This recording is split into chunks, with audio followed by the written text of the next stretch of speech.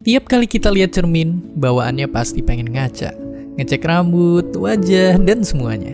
Tapi pas lagi ngaca, pernah nggak kalian malah kepikiran, kenapa ya kok kita mirip sama teman kita yang satu ini? Tapi nyatanya bukan kita aja yang punya kembaran di bumi. Ada kucing rumah yang mirip sama macan di hutan, buah apel yang mirip sama buah pir, sampai sayur brokoli yang mirip sama kembang kol. Kemiripan ini tentu bikin kita bertanya-tanya. Padahal hampir semua yang disebutkan punya tempat tinggal dan cara hidup yang beda banget. Dan pastinya bukan kita aja yang berpikir demikian. Banyak pemikir yang juga ikut tertantang untuk mencari tahu jawabannya. Semua tentu bisa dijelaskan kalau kita mau ngelihat jauh-jauh lagi ke belakang. Sekarang, ayo siapkan tas karena kita akan berpetualang. Lihat bagaimana semua makhluk dapat hidup, berkembang biak, dan hingga akhirnya terurai kembali di alam. Inilah ilmu yang mencari tahu tentang dari mana semua spesies bermula sampai akhirnya ada di sini. Inilah dia, biologi.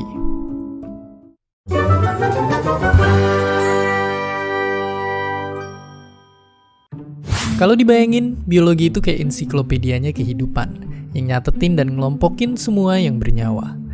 Karena emang ilmu biologi adalah ilmu yang ngebahas segala sesuatu tentang makhluk hidup.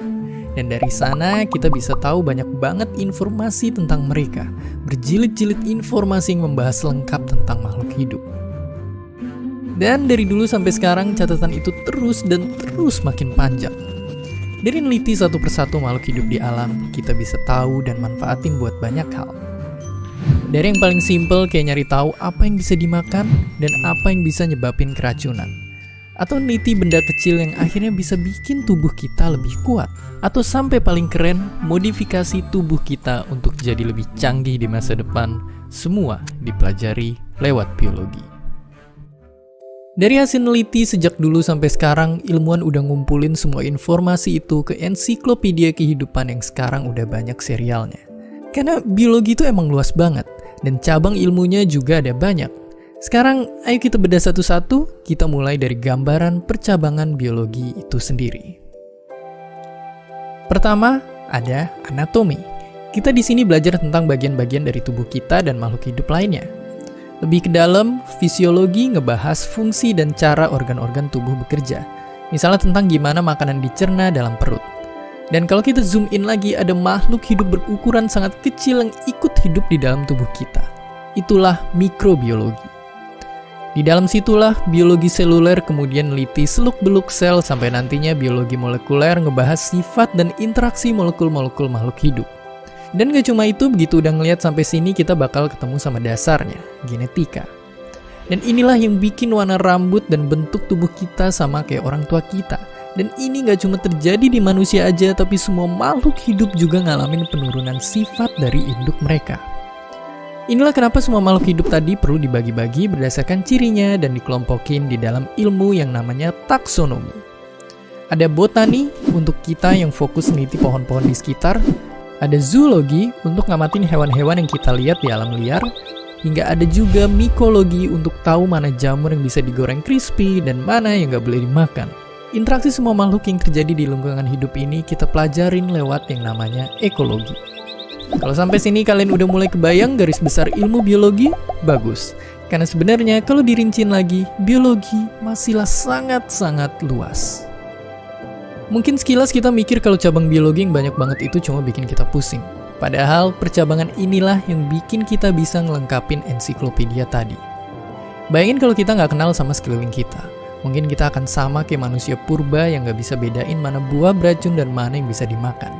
Dan makanya abis ini kita akan lihat cerita lengkap biologi itu sendiri. Tentang bagaimana biologi bermula dari upaya manusia bertahan hidup hingga menjadi awalan bagi terobosan-terobosan peradaban manusia. Dulu ketika nenek moyang kita menjalani hari-harinya, mereka perlu tahu mana hewan yang bisa diburu dan mana buah yang gak bikin keracunan.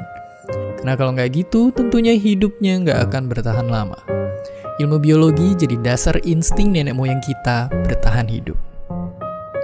Hingga akhirnya kita mulai paham gimana caranya sisa makanan ternyata bisa ngasilin banyak tanaman lain buat dimakan lagi. Kita udah nggak perlu berburu nyariin makanan ke banyak tempat lagi karena udah bisa numbuhin di tanah sendiri. Dan karena udah jadi tinggal menetap di satu tempat, waktu dan tenaga kita pun bisa dialihin untuk mikirin hal-hal lain. Dari mikirin gimana caranya bangun rumah yang lebih nyaman, sampai akhirnya ngebangun peradaban.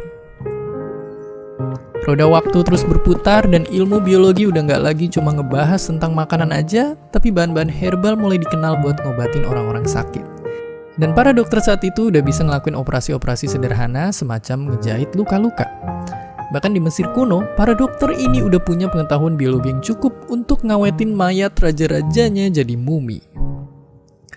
Lalu di sebuah peradaban kuno di selatan Eropa, Aristoteles mengamati banyak binatang dan membagi mereka ke dalam golongan-golongan. Pada masa inilah sains lahir ke dunia. Dari pengamatan itu, kita bisa menarik suatu kesimpulan. Istilah biologi pun pertama diciptakan oleh orang Yunani, yang artinya ilmu tentang kehidupan.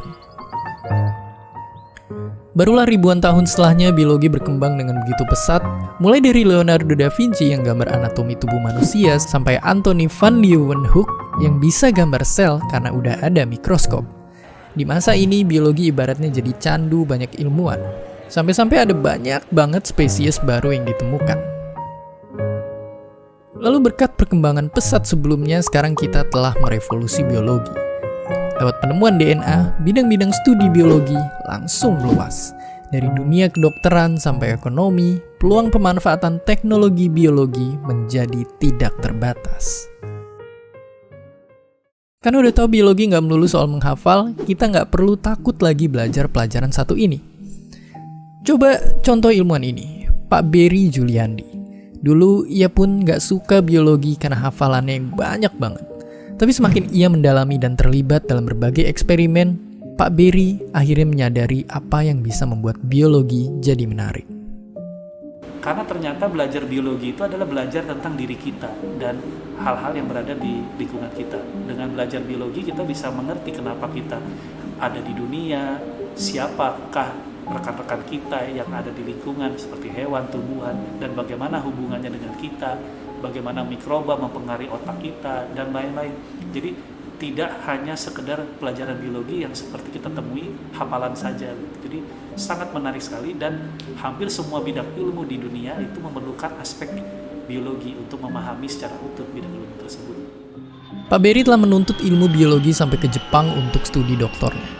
Dan setelah berkecimpung di dalam dunia biologi selama puluhan tahun, ia pun punya pendapat kalau perpaduan ilmu biologi dengan bidang-bidang lainnya sedang terus naik daun dan akan jadi kunci masa depan.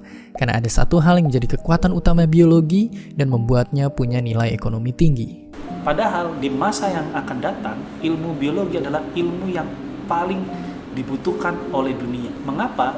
Karena pada masa yang akan datang, akan tersedia banyak sekali data yang dibangkitkan dari makhluk hidup.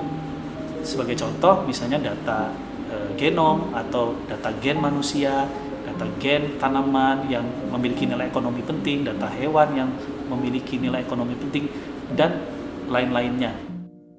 Kalau selama ini kita khawatir sama kumpulan nama-nama asing yang susah diucapin, jangan khawatir lagi. Sama yang kayak dibilangin sama Pak Berry, biologi itu lebih besar daripada sekedar ngafalin nama Latin. Ada cara lain yang dapat membantu kita mengerti biologi, yaitu dengan berusaha memahami konsep dasarnya terlebih dahulu. Cari tahu akarnya, gunanya buat apa, dan dari sana kita bisa jauh memahaminya. Sebenarnya dasar semua ilmu biologi hanya dua, evolusi dan genetika.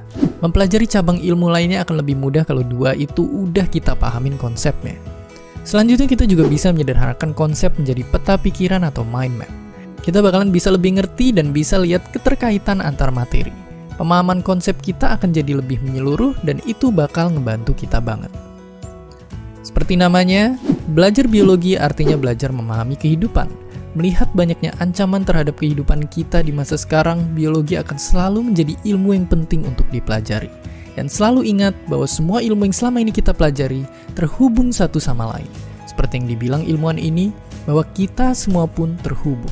Terhubung ke seluruh alam semesta secara atomik, ke bumi yang kita pijak secara kimiawi, dan ke satu sama lain secara biologis. Dan itulah dia biologi, ilmu tentang kehidupan. Sebuah ilmu untuk menghadapi dunia yang kini dihadang berbagai penyakit yang semakin rumit yang muncul akibat perkembangan teknologi. Kita menghadapi bakteri dan virus yang terus beradaptasi dan berevolusi. Itulah kenapa setelah ini kita akan bertemu dengan sebuah ilmu lainnya. ilmu yang menjaga kelangsungan hidup kita semua. Kesehatan.